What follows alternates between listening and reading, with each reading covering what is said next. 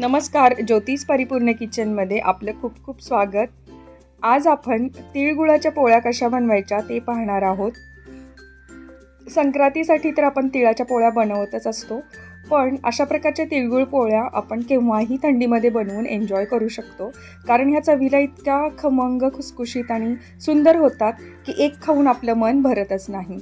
तर अशाच खमंग, खुसखुशीत आणि छान अशा तिळाने भरलेल्या पौष्टिक तिळगुळ पोळ्या कशा बनवायच्या ते आज आपण या व्हिडिओमध्ये पाहणार आहोत. काही टिप्स सांगितलेले आहेत की ज्यामुळे तिळाची पोळी लाटताना अजिबात फाटत नाही आणि सारणही अगदी कडेपर्यंत छान पोचतं आणि पोळी खमंग आणि खुसखुशीत होते. तर व्हिडिओ शेवटपर्यंत नक्की पहा, म्हणजे तुम्हाला अशा प्रकारची तिळगुळ पोळी अगदी सहज आणि केव्हाही बनवता येईल. तर चला आपण आता व्हिडिओला सुरुवात करूया. तर तिळगुळ पोळीसाठी आपण तीळ घेतलेले आहेत. तर हे तीळ अगदी गावरान तीळ घेतलेले आहेत, म्हणजे अनपॉलिश तीळ घेतलेलं आहे. तुम्ही पॉलिशवाले पांढरे तीळ वापरले तरीसुद्धा चालू शकतं. तर 1 कप एवढे आपले तीळ आहेत. अर्धा कप आपल्याला या ठिकाणी खिसलेलं खोबरं घ्यायचं आहे. पाव कप एवढं बेसन घेतलेलं आहे. आता गूळ आपल्याला 1.5 कप एवढा घ्यायचा आहे. तर जेवढी गुळाचं प्रमाण व्यवस्थित ठेवू तेवढी पोळी गोडीला सुंदर होते. तूपसुद्धा आपण अर्धी वाटी घेतलेलं आहे आणि खसखस 2 टेबलस्पून. त्याचसोबत आपल्याला वेलची आणि जायफळ लागणार आहे. तर 1 टेबलस्पून वेलची पूड आणि थोडंसं जायफळ आपण खिसून यामध्ये घालणार आहोत. तर ह्या सर्व साहित्याचं प्रमाण तुम्हाला डिस्क्रिप्शनमध्ये मिळून जाईल. तर आपण सुरुवातीला तीळ भाजून घेणार आहोत. त्यासाठी एका पॅनमध्ये आपण 1 कप एवढे तीळ घ्यायचे आहेत आणि याला तूप न घालताच कोरडे भाजून घ्यायचं आहे. तर भाजताना आपल्याला खमंग असा वास सुटेपर्यंत तीळ भाजून घ्यायचे आहे. त्यासाठी तुम्ही मीडियम गॅसच ठेवा आणि मीडियम गॅसवरती तीळ तडतड उडेपर्यंत आपल्याला भाजून घ्यायचे आहेत. जेवढे तीळ आपण व्यवस्थित भाजून घेऊ तेवढंच आपलं गुळपोळीचं सारण हे खमंग होतं आणि चवीला सुंदर होतं. त्यासाठी तीळ भाजताना आपण घाई करायची नाही. अगदी मंद गॅस करून व्यवस्थित असे तीळ आपण भाजून घ्यायचे आहेत. तर 2 मिनिटांमध्येच आपले तीळ कसे छान भाजले गेलेले आहेत, व्यवस्थित असे उडायला लागले आहेत आणि खमंग असा वास सुद्धा सुटलेला आहे. आता या स्टेजला आपण हे तीळ एका प्लेटमध्ये काढून घेणार आहोत.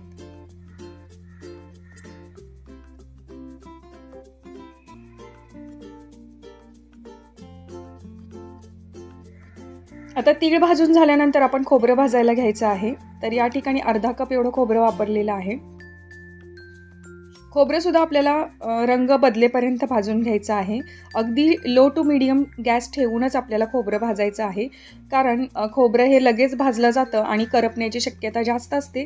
त्यामुळे खोबरं भाजताना शक्यतो अगदी लो फ्लेम ठेवूनच आपल्याला खमंग वास सुटेपर्यंत आणि रंग चेंज होईपर्यंत खोबरं भाजून घ्यायचं आहे.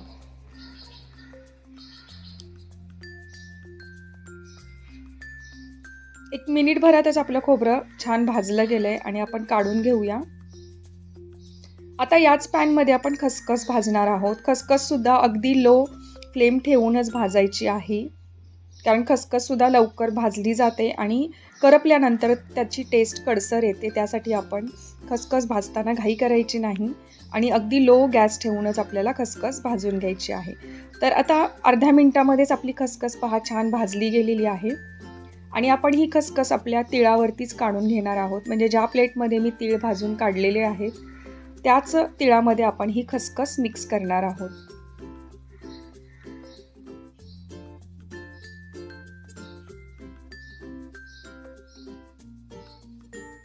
आता आपण याच पॅनमध्ये 1 चमचा तूप घालायचं आहे आणि यावरती बेसन भाजायला घ्यायचं आहे. तर हे पाव कप एवढं बेसन आहे. बेसन आपण जसं लाडूचं बेसन भाजतो त्याचप्रमाणे आपल्याला भाजून घ्यायचं आहे. म्हणजे खमंग वास सुटेपर्यंत आणि रंग चेंज होईपर्यंत आपल्याला बेसनसुद्धा छान असं खमंग भाजून घ्यायचं आहे.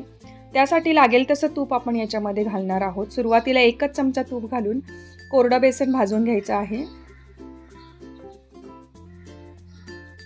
आणि थोडंसं भाजायला सुरुवात झाली की आपण यामध्ये आणखीन थोडंसं तूप घालणार आहोत. म्हणजेच परत 1 टेबलस्पून एवढं तूप यामध्ये घातलेलं आहे. आता परत एकदा आपण हे तूप आणि बेसन एकत्र करून व्यवस्थित भाजून घेऊया.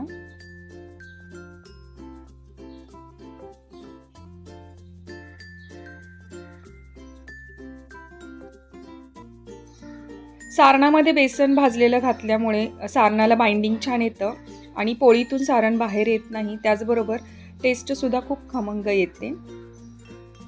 तर पहा, आपलं 1-2 मिनटामध्ये बेसनसुद्धा छान भाजलं गेलेलं आहे. याचा रंग चेंज व्हायला लागला आहे. आता या स्टेजला आपण गॅस हा बंद करून टाकायचा.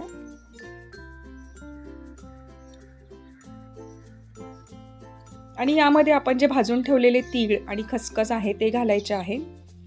त्याचसोबत आपण भाजून ठेवलेलं खोबरंसुद्धा घालूया. आता यामध्ये वेलची पूड घालूया आणि यावर आपण थोडंसं जायफळ किसून घालणार आहोत. आता हे सर्व साहित्य मिक्स करण्यापूर्वी आपण यामध्ये गूळसुद्धा घालायचा आहे. तर गूळ मी किसणीवर किसून घेतलेला. जेवढा आपण बारीक गूळ करून घेऊ तेवढा मिक्सिंग सोपं जातं. आता हे सर्व साहित्य कोमट पॅन असतानाच आपण एकत्र मिक्स करून घ्यायचं आहे. पॅन आपला कोमट आहे, म्हणजेच गरम पॅनमध्येच आपण सर्व साहित्य मिक्स करायला घेतलं आहे, पण गॅस आपण बंद करून टाकलेला आहे. तर अशा प्रकारे सर्व साहित्य कोमट असतानाच एकजीव करून घ्यायचं, मिक्स करून घ्यायचं आणि याला थंड करायला 2 मिनिटासाठी बाजूला ठेवून द्यायचं आहे. हे सारण व्यवस्थित असं महिनाभर टिकतं, कारण याच्यातले जिन्नस हे व्यवस्थित आपण भाजून एकत्र केलेले आहेत.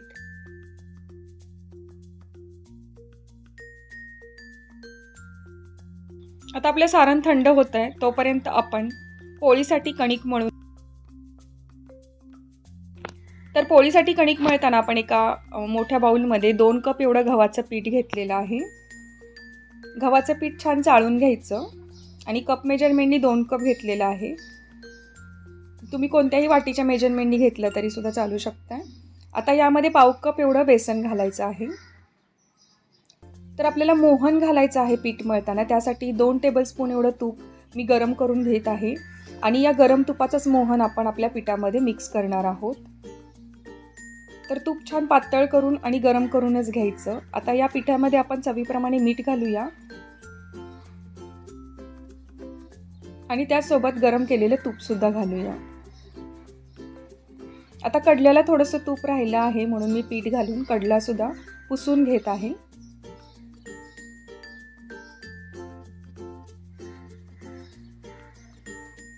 मोहन पिठाला पूर्णपणे लावून घ्यायचं आणि त्यानंतर लागेल तसं पाणी घालून आपण हे पीठ मळून घेणार आहोत. आपण थंड पाण्यानेच पीठ मळायचं आहे.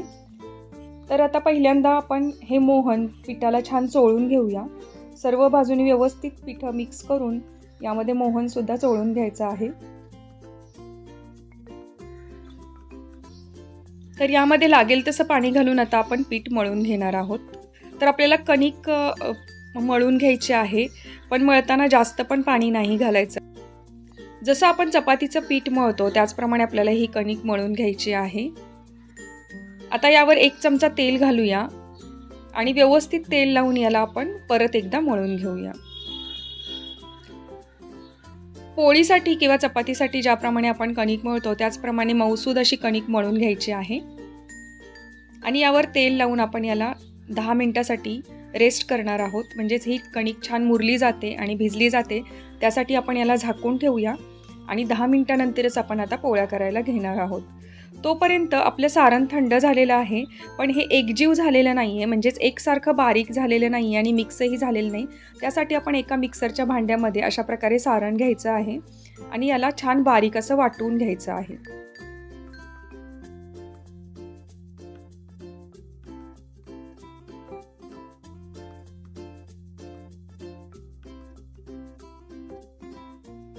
तर अशा प्रकारे मऊसूद असं आपण वाटण करून घेतलेलं आहे.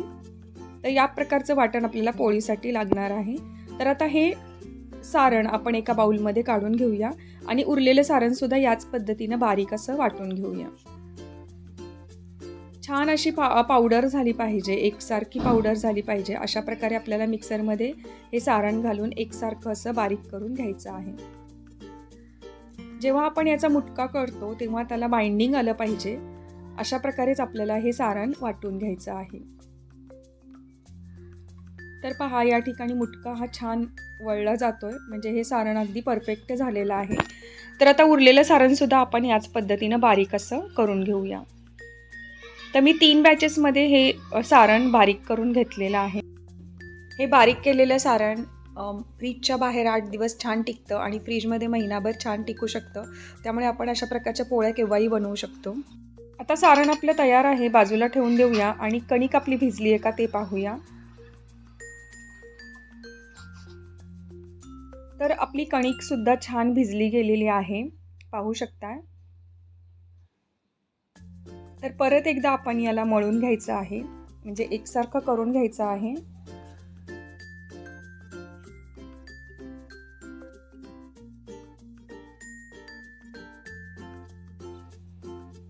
आणि याच्यातला छोटासा गोळा घ्यायचा आहे आपल्याला आता.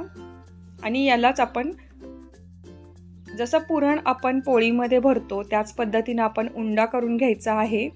आणि या उंड्यामध्ये छोटीशी वाटी करून आपण यामध्ये पुरण भरतो त्या पद्धतीनंच आपण तिळाचं सारणसुद्धा भरायचं आहे.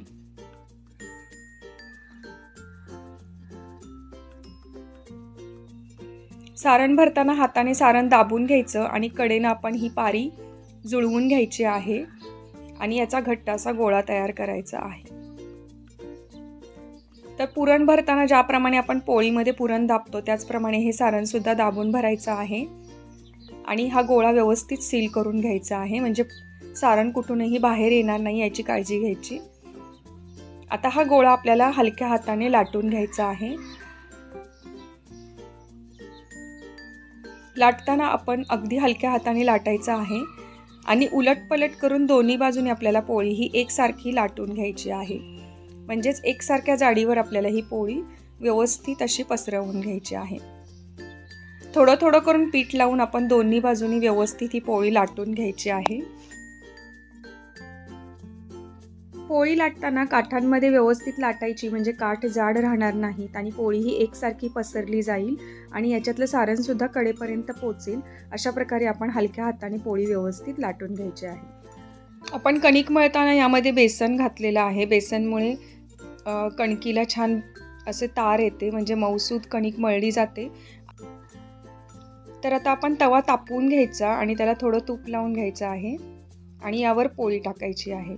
तर पोळीसुद्धा आपल्याला अशी खरपूस दोन्ही बाजूनी भाजून घ्यायची आहे. त्यासाठी पोळी टाकल्यानंतर मीडियमच गॅस ठेवायचा आणि एक बाजूने अशा प्रकारे वरती बुडबुडे दिसायला लागले की आपण उलटून दुसऱ्या बाजूने सुद्धा पोळी शेकून घ्यायची आहे. आता वरच्या बाजूनेही या पोळीला तूप लावून घेऊया. तुम्ही तुपाऐवजी तेल वापरलं तरी सुद्धा चालू शकतं. आणि परत एकदा पलटवून आपण दुसऱ्या बाजूला सुद्धा तूप लावून घ्यायचं आहे. तर या प्रकारे तांबूस रंगावर आपण दोन्ही बाजूनी पोळी ही खरपूस अशी भाजून घ्यायची आहे.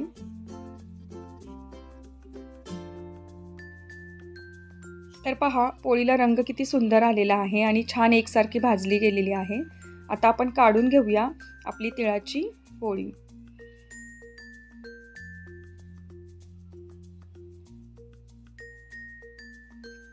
आता जर आपल्याला पुरणासारखं सारण भरता येत नसेल तर आपण वेगळ्या पद्धतीनं ही पोळी बनवू शकतो.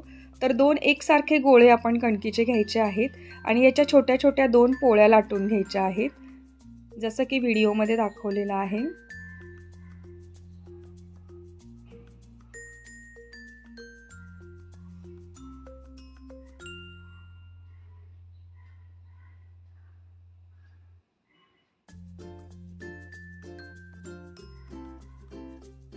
आता एका पोळीच्या मध्यभागी आपण हे तिळाचं सारण भरून घ्यायचं आहे आणि याला सील करण्यासाठी कडेने आपण थोडंसं पाणी लावून घ्यायचं आणि यावर आपण आता दुसरी पोळी ही लावून घ्यायची आहे आणि अशा प्रकारे कडा दाबून आपण ही पोळी पूर्णपणे बंद करून घ्यायची आहे. आता या प्रकारे स्टफिंग भरताना आपण यामध्ये हवा राहणार नाही याची काळजी घ्यायची, म्हणजे लाटताना आपल्याला पोळी फाटत नाही. तर आता दोन्ही बाजूनी पीठ लावून हलक्या हाताने आपण पोळी एकसारखी पसरवून घेऊया.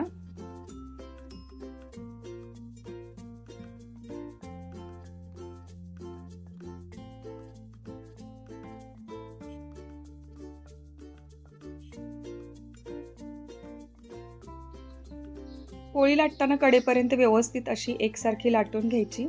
आता कडेला ज्या ठिकाणी सारण नाही आहे त्या ठिकाणी आपण कात्रणाने या प्रकारे कापून घेणार आहोत, म्हणजेच पोळीला व्यवस्थित असा आकार द्यायचा आहे आणि त्याचबरोबर ज्या ठिकाणी सारण पोचलेलं नाही आहे तिथून पोळी कट करून घ्यायची आहे, म्हणजेच पोळी आपली एकसारखी तयार होते. आता आपण पोळी शेकून घेणार आहोत. तर तव्याला तूप लावून घ्यायचं आहे आणि त्यानंतरच पोळी ही तव्यामध्ये घालायची आहे. आता कडेने सुद्धा 1 चमचाभर तूप सोडायचं आणि एका बाजूनी पोळी भाजली गेली की आपण त्याला उलटवून दुसऱ्या बाजूनी सुद्धा भाजून घ्यायचं आहे. आता यावर सुद्धा आपण तूप लावूया.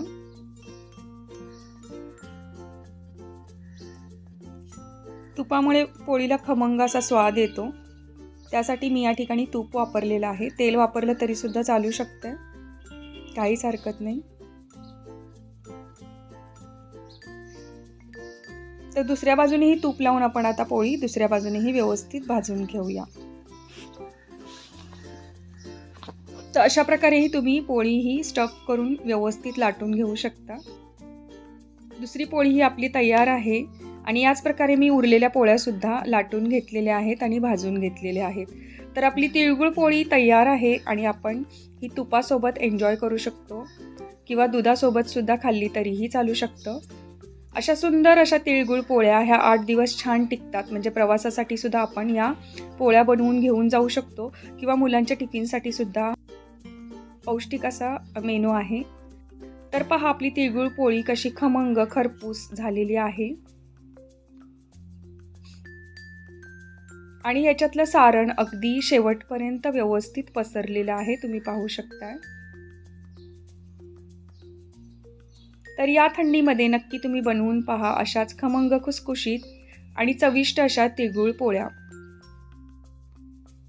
थंडीमध्ये तीळ खाणं हे पौष्टिक मानलं जातं, कारण तिळामध्ये एवढ्या प्रमाणात तेल असतं की जे आपल्या शरीराला फार फायदेशीर होऊ शकतं.